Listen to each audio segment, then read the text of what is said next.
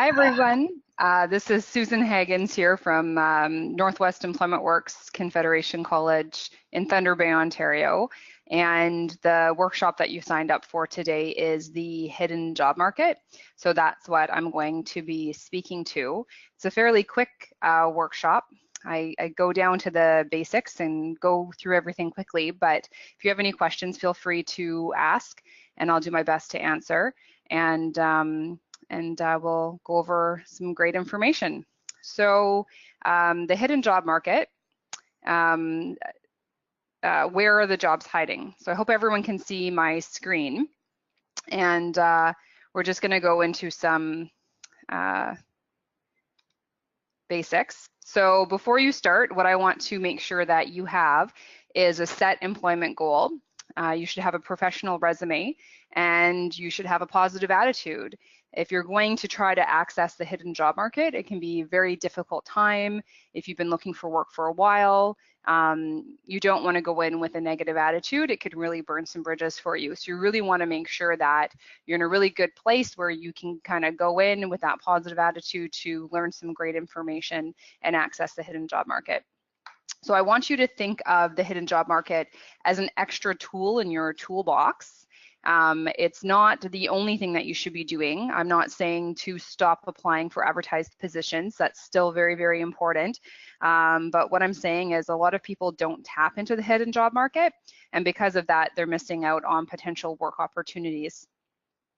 There are three top tools that can help you when you're job searching in the hidden job market. The first is cold calls, and we'll be going over that in detail. The second is networking, and the third tool in the toolbox is informational interviews. So those would be the three main areas, and each have their own unique time and place that they're to be used when you're job searching. So cold calls I tend to use and recommend to my clients when you just need to work. I would not use this approach when you're looking for a very professional position. I would more so use this approach when you're looking for an entry-level position or when you have an absolute immediate need to gain employment and you just need to hit the ground running. So there are a couple of different approaches you would want to take. You can look in the yellow pages of the phone book, and it's also accessible online, yellow pages, or you can do a walk around. So it's where you actually go in person physically to the area that you want to work in. You want to have a 30-second elevator pitch prepared in advance. So something that sounds like, you know, hi, I'm so-and-so, I have this level of experience and this level of education, and I'm looking for this position. And you want to have practiced it ahead of time so you feel comfortable and confident saying it. And then you would go systematically, so one by one, through each employer that you're interested in, and just get calling, so picking up the phone or walking into the business and taking the old school approach of that cold calling. So it's best when you're looking for work in non-competitive fields. So the service sector, the labor area, and that kind of thing. So you can use this approach. So hi, can I please have the name of the person in charge of hiring? So you would write that down. So you're talking usually to the receptionist at this point. My belief is that knowledge is power. So the more you know, the better off you're going to be. And so if you just normally say, can I talk to the hiring manager, the receptionist is there to act as a buffer. And so, you know, they'll try to sway you away from gaining access at times. So you want to find out the name, how do you spell that? So then the bottom bulletin that you see on your screen is a little kind of sample elevator pitch. So it says, hi, manager's name, you know, I have 2 years of labor experience, have taken the construction techniques course at Confederation College, and I'm very interested in working at your company. I was wondering if you are currently hiring. So you're putting yourself out there, and you're showing some things that you say on your resume. In your resume, you say you're motivated and you're dedicated. When you do this kind of approach, you're showing the employer that you're motivated and you're dedicated. Now, what to do if they're not hiring? So the manager says, no, I'm sorry, we're not hiring right now. You've got them on the phone, ask them some follow-up questions. Again, knowledge is power. Oh, okay, that's okay. What time of year do you usually hire? Is it okay if I send my resume in to you? Will you keep it on file? Can I follow up with you? When should I follow up? A lot of the times managers have positions that come up unexpectedly, and usually they'll look to see someone who has applied to see if they might be interested. So you might not get hired right then and there, but you could be setting yourself up for future opportunities. There's an old saying that the squeaky wheel gets the oil, and it's very true. You need to be the squeaky wheel. If all you do is you go onto the job bank and you apply to a position and then it gets in an email inbox and that's it. You're just, you're not even a piece of paper. You're an electronic thing that they might not even open your resume. But if you take this approach, now all of a sudden you're a voice and you're a person and you're showing energy and enthusiasm and you're really going after what you want in life. You're not being passive. You're being a lot more forward, and so employers want to hire people who really want to work for them. And when you start taking this kind of a more forward approach, you're showing that you really want to be working. You're not just passively applying to positions. And again, I'm not saying don't apply to advertised positions. Absolutely do that, but definitely consider some of these things as well. So the effective cold calling, some of the things I've gone over with you, it sets you apart from the crowd, shows them that you have confidence in yourself, which is very important. It gives you information on the employer that you didn't have previously, and you want to use the information. So you want to create a reminder in your phone calendar so you have an automatic reminder of who and when to follow up with. Again, just because you're not considered at one point in time doesn't mean you won't be later, and sometimes you need to apply multiple times to be considered for positions. So I have a little video that I did, and we'll see if it works. Sometimes the audio is not that great, but we'll try to have it work for you.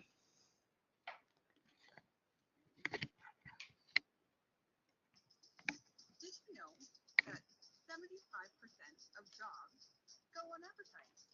Yes, that's right. Employers have positions that they're not posting. Now, you might ask yourself why? Why could an employer possibly not post a position? And I can tell you, it costs employers time and it costs employers money. Now, time and money to an employer equals their energy. They're not going to expend their energy in that way, when what they can do instead is check within their network to see if they might have a person who could be a good fit for the position. They do this before they advertise. Now, this can leave you searching in the dark if you're not using your network to effectively help you with your job search. You need to network. So that was just a little ditty on networking that I created for you guys. And I'm sorry that the audio isn't the greatest. I'm going to have to work on that.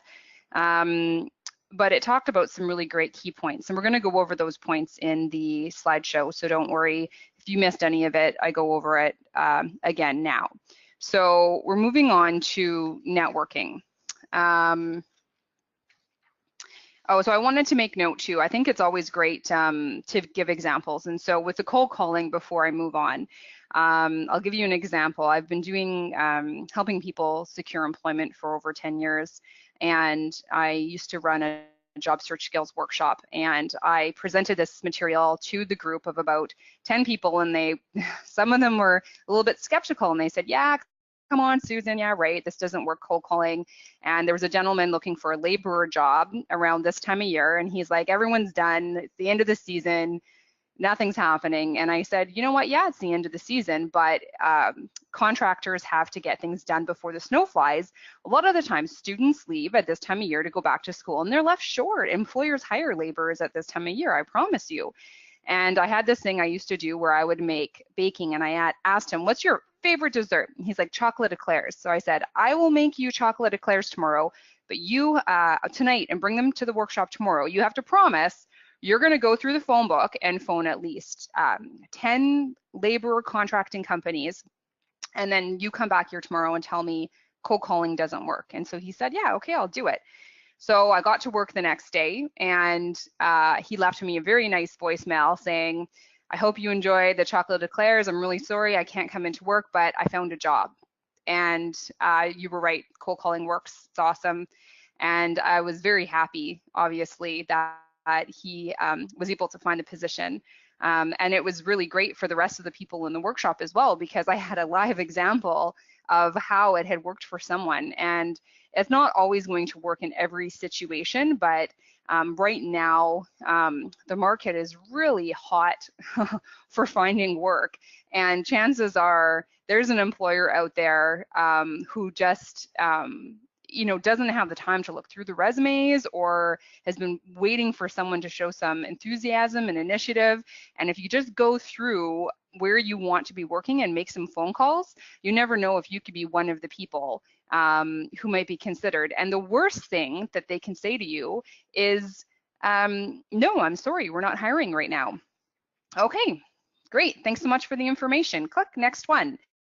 So if you're desperate, like the bills are piling up and you need to be working and you really just have to get a job, then I would say to you that this is 100% what you need to be doing, because you never know. And like I said, the worst that you're going to get told is no, and that's okay. And just move on.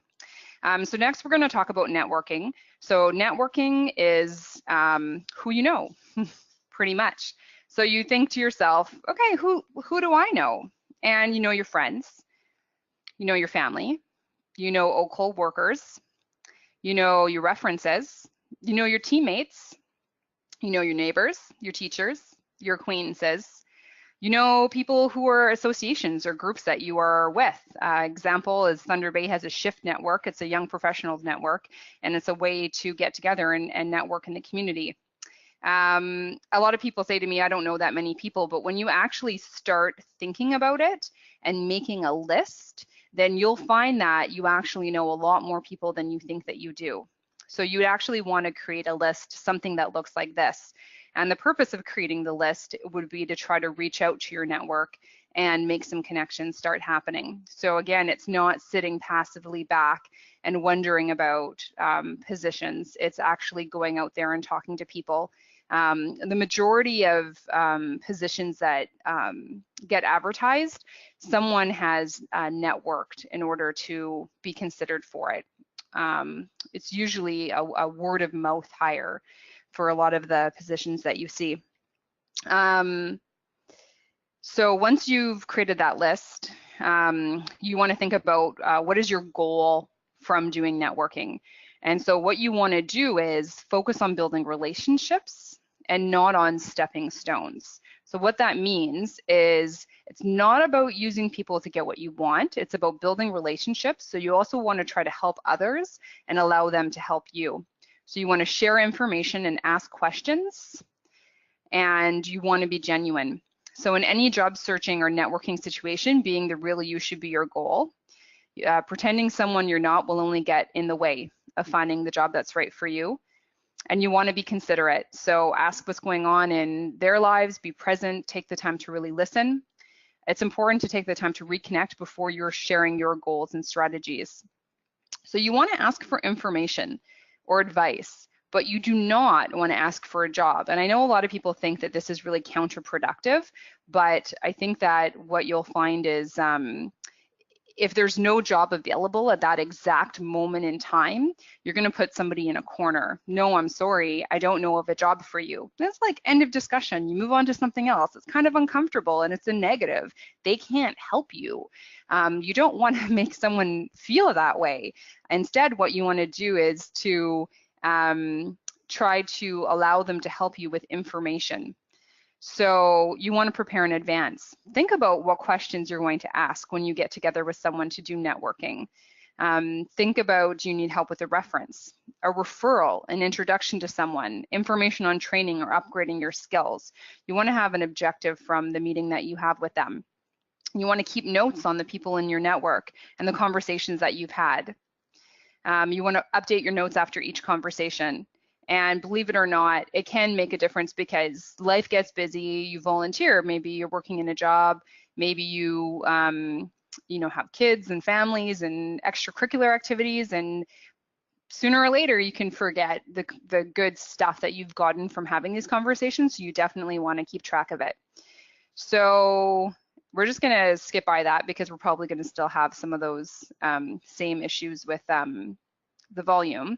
But to go into networking, ironically, today I'm actually networking with someone. I had a friend who has someone who is looking for a position, and she said, "Hey, Susan, do you mind if this individual contacts you because you work for the college and she's interested in working there?" And I said, "Sure, absolutely, I'll network with her. I remember meeting her once or twice, and yeah, I'll go for lunch with her. Absolutely, no problem."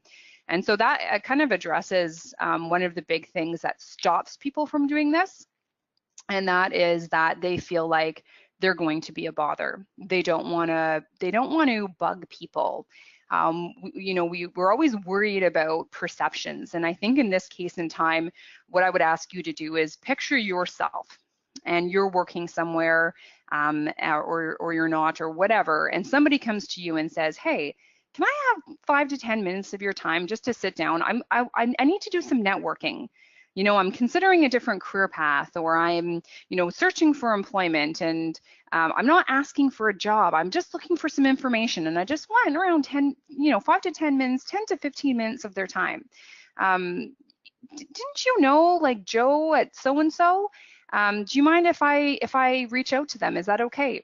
And most of the time, people are gonna say, "Sure, absolutely, no problem," because I think as Canadians, we want to help.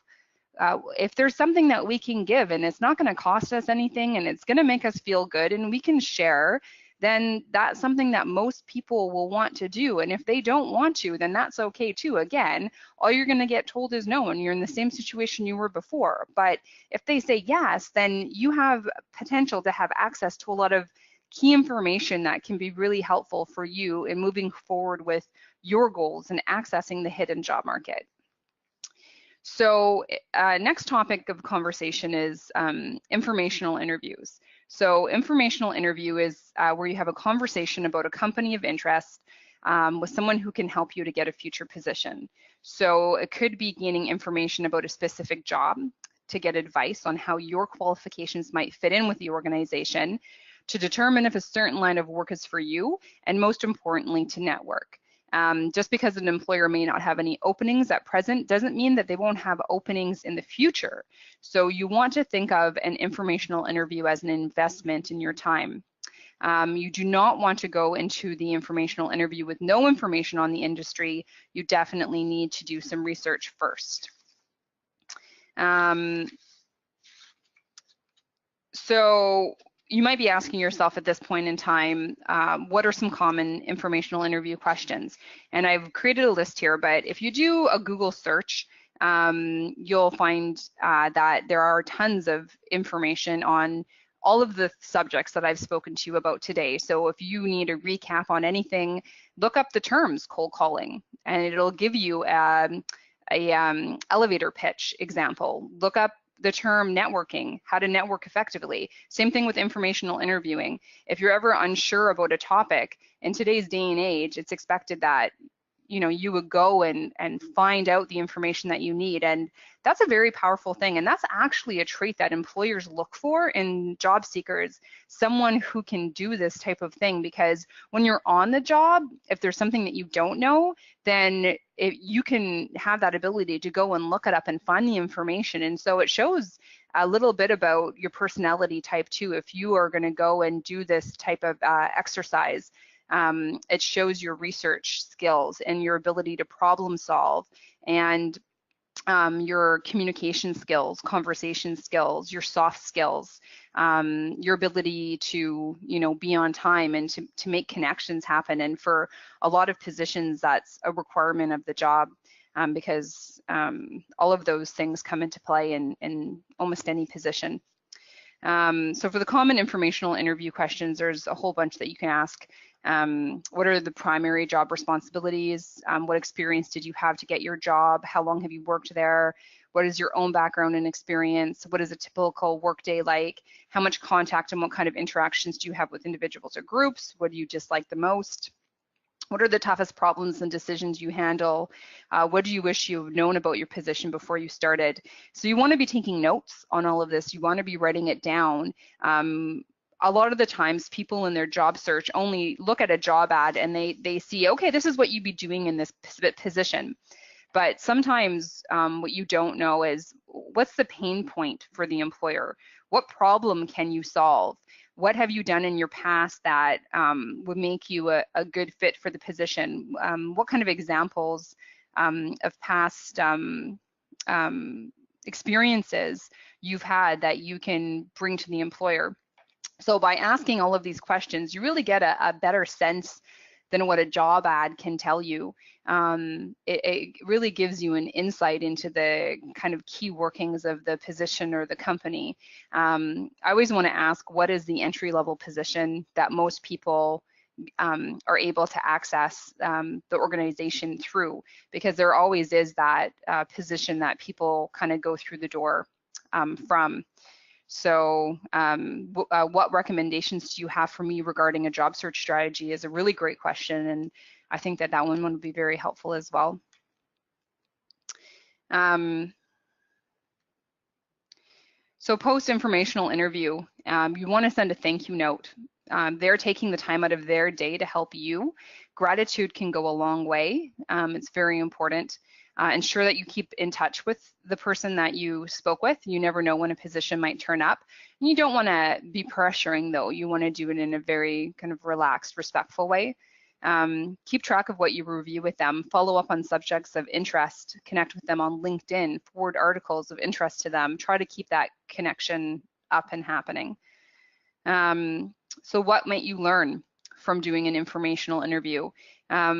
So some of the key things that I've learned in my past informational interviews are that sometimes employers only hire casuals or part-time staff, and they take from there for full-time positions. And if you want to be considered by a company, especially if it's a union environment, then that is a step that you might need to take. You might be sitting at home waiting for that perfect full-time year-round position to come around at your top 5 employers, but that position might not ever occur. We have a community living organization in Thunder Bay, and that's the case with them. They hire casuals. Once you are on as a casual, you have access to full-time, permanent, and part-time postings that you can apply to. You will never see a job ad posted for a full-time position with that organization. Contract staff are often the first staff considered for permanent positions. So going for those contract positions can be important. So really using the hidden job market to find out key pieces of information you might be missing. I actually did an informational interview with the Catholic Board here in Thunder Bay. I had been working as a student support person with the Public Board, and I applied to the Catholic Board, and I didn't even get an interview. And I thought, what's going on? Like, what's happening here? What's stopping me? And so, you know, it was hard to pick up the phone and to make the call to set up an informational interview, but I did it, and I sat in front of Human Resources and I asked my questions, and I found out that the education that I have is not what they were looking for. They wanted a different diploma, and if I wanted to be considered for that employer, then I would need to go back to school. That was something that I didn't want to do, and I was able to use the credentials that I have to get work in another area. But if I hadn't done that informational interview, I would always be wondering why. Like, why am I not being considered? And sometimes just, you know, knowing what you're missing can really help you to move forward or to shift gears or to go about things in a different way. So from doing the informational interview, you might find that a position might open up and your name can be put forward. You're no longer a faceless, unknown entity. You are now a person who is shown who you are as an individual because you're going above and beyond and doing more than what other people are doing in their job search, and that's going to yield some results for you, whether it's just information, a new contact, or a potential position in the future. To recap, I don't want you to stop job searching on advertised positions, but be aware that a lot of those advertised positions are going to be obtained by people who have done the things that I've spoken to today. They know someone in the organization, they're now working, and you want to be that person. You want to be the person who's already kind of on the back of the mind of the employer when they post that advertised position. So you want to do both. Apply to advertised positions because you never know. They might not have any in mind, but you also want to access the hidden job market and try to put yourself out there. And I promise that the more that you do this, the more comfortable you will be doing this. If you're listening to this workshop and you're thinking to yourself, there is no way that I can do this, and I'm just going to say that, yes, you can. But if you find that you just won't, like you're not going to do it, you don't have it in you, then I suggest that you talk to an employment advisor and talk to the job developers that are available through the Employment Ontario network throughout Ontario to help you to either prepare to do this and talk through it with you one-on-one in person to figure it out, or to get some assistance in networking through the job development network. Because doing this kind of thing can be very valuable, and I don't want you to miss out on opportunities by just sitting back and applying to online advertised jobs. The World Wide Web is a really great resource, but I find that job seekers are trying to use it too much and not doing that old-fashioned look you in the eyes, give you a handshake, and prove and really show who you are as an individual. All of those soft skills are really what employers are looking for: showing up on time, being presentable, being friendly and outgoing, and you can't really show that who you are from a piece of paper or an electronic resume. You can only do that by being in front of another person and showing them who you are as an individual. So that's pretty much it for my presentation. Like I said, it's fairly short and sweet. It goes over a lot of information, but I think that if you try to use some of the tools that I've used today and spoken of today, that it's going to help you.